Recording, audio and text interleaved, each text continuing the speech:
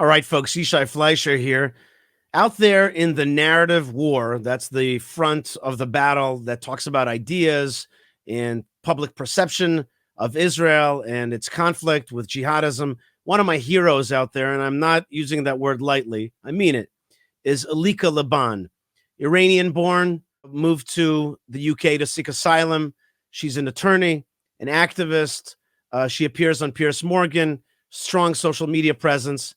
And she is just an amazing narrative war fighter against the Iranian regime, against jihadism, and therefore for Israel and for the rights of Israel to exist.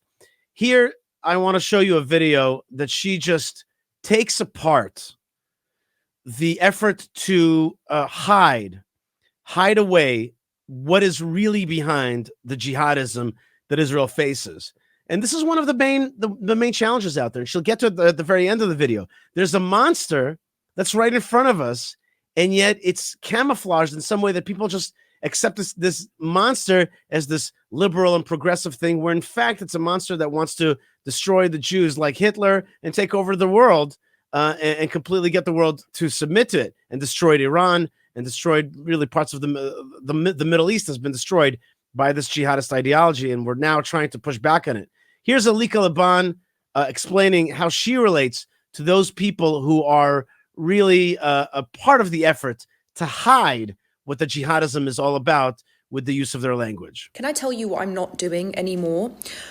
I'm no longer pretending that these people don't know exactly what they're doing and that they aren't doing it on purpose. If you haven't seen this clip of Ta-Nehisi Coates on the Trevor Noah podcast, watch this.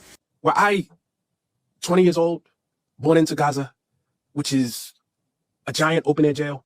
If my little sister has, cancer and she needs treatment because there are no, facilities to do that in Gaza, and I don't get the right permits, she might die. And I grow up under that oppression and the wall comes down.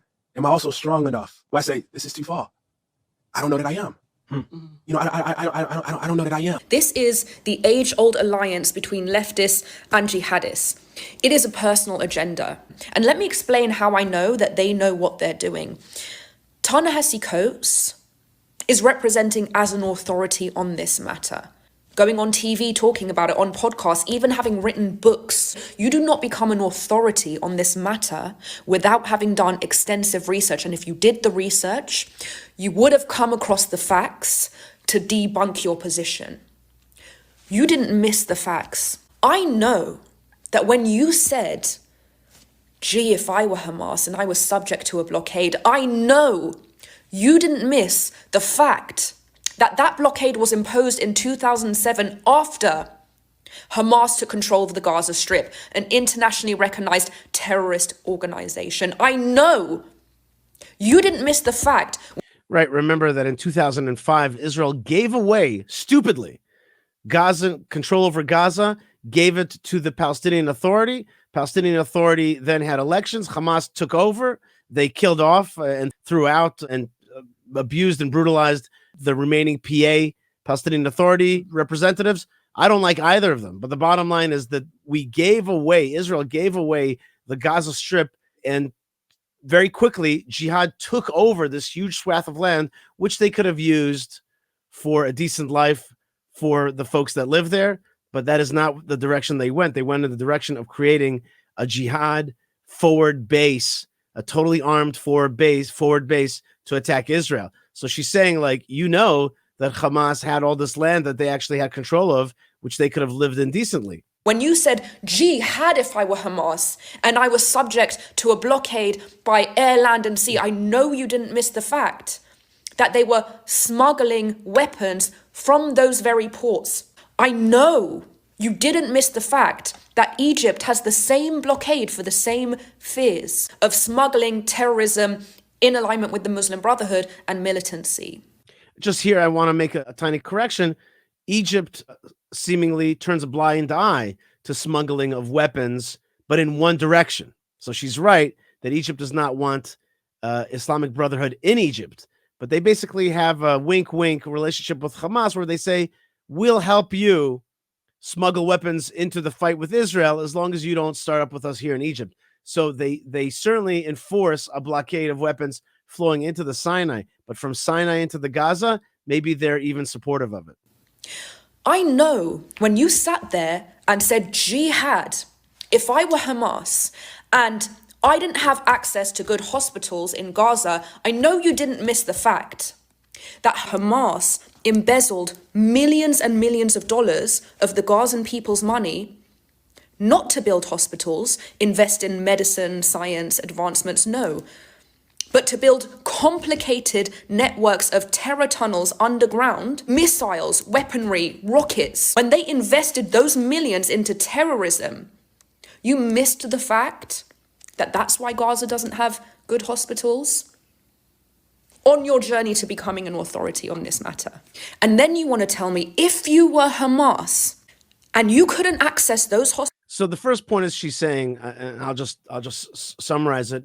She's saying, if you say that you know what has happened in Gaza, do you not tell people the truth that Gaza had a chunk of land and they had a ton of money and they could have made lives decent, that they weren't in an open air jail? Like, if you're an expert in this matter, do you really perpetuate the lie instead of telling the truth that they had a choice to have an amazing life? Israel shrank, gave a land away to the jihad stupidly. But Israel did that, and you could have made life beautiful for your people. But no, you chose not to do that, and you embezzled all the money and created war instead of creating hospitals. So it's not like there were no hospitals. Why shouldn't there be any hospitals in Gaza? There were many hospitals, but you used them for terrorism instead of for helping your people. She's saying, you as an expert, why do you hide that? Because really you are in line with the jihadists and you're just covering up their trail. Hospitals in a different country that you have no business accessing and have all of the means to create for yourself. And then you came across Israeli civilians. You want to say, gee, I don't know if I could help myself, but to shoot a 4-year-old in the face. I don't know if I could help myself. Now she's arguing about the second part of what he said. She's arguing for, are you saying like I wouldn't have control and I would just do these things if I was faced with the problems the Arabs in Gaza faced? I would just do these things. Is that what you're saying? So the first part she's arguing, this is two different arguments.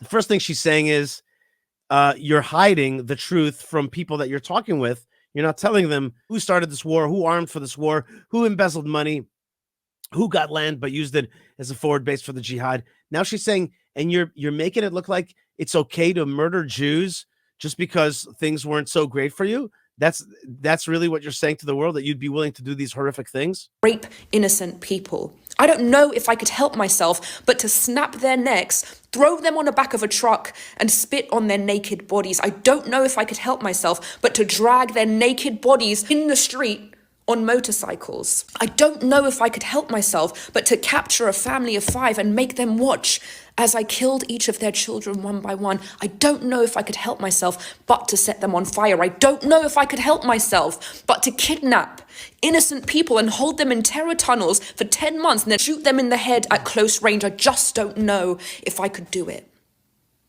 If you don't know that you couldn't help yourself, you don't need to be speaking to Trevor Noah on a podcast about faux liberation movements. You need to be under a 5150, okay? Danger to self and others. If you don't know that you could help yourself, you don't sound like someone who belongs at the forefront of a liberation movement. You sound like someone who belongs in the asylum. This is precisely my point.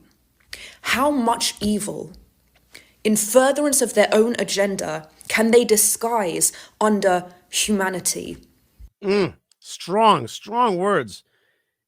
Evil disguised as humanity to further their own jihadist agenda. Very true and very strong words. How much evil can they disguise under liberation? How much evil can they disguise under resistance?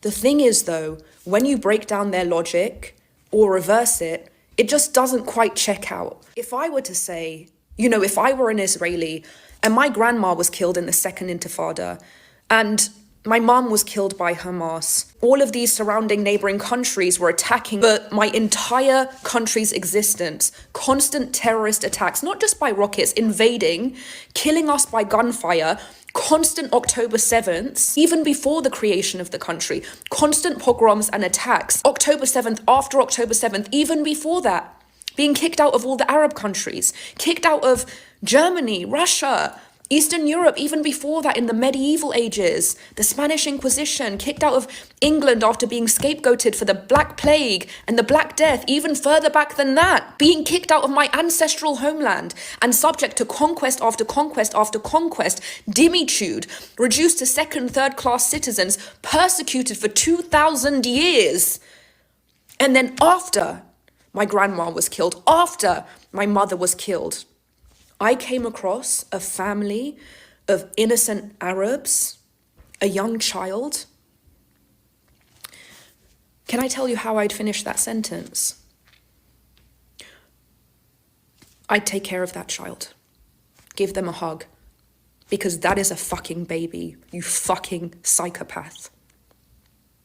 If you finish that sentence any differently, you're not a thought leader. You're not a humanitarian. You're not leading a liberation movement. You're not the good guys. When you never had questions about the why behind any form of evil before, but all of a sudden you want to get inside the mind's eye of the jihadists and say, well, I wonder what compelled them to be bad, because they definitely aren't bad on their own. They're just misunderstood. When all of a sudden you're invested in the eternal why behind jihad, knowing that it didn't come from Western imperialism, knowing that the reason is nothing but evil. So now she's turning to a third argument, right? So her first argument was that you are willfully lying about how the situation was created. And the second argument is, are you saying that therefore, because people were abused, they have a right to do unspeakable, horrific crimes? And she gave the parable of, if we reverse that logic, and the Jewish people could be like, well, unspeakable crimes have been done to me, and therefore I'm going to do whatever. If you want to find some kind of rationale for jihadism, this is yet another argument, which is like, you're out there rationalizing the evil that people are doing. Why are you doing that? Are you trying to cover up for them? Are you being willfully ignorant? Is it just anti-Semitism? So she's saying, why are you invested in the internal why? Like, why is there jihad?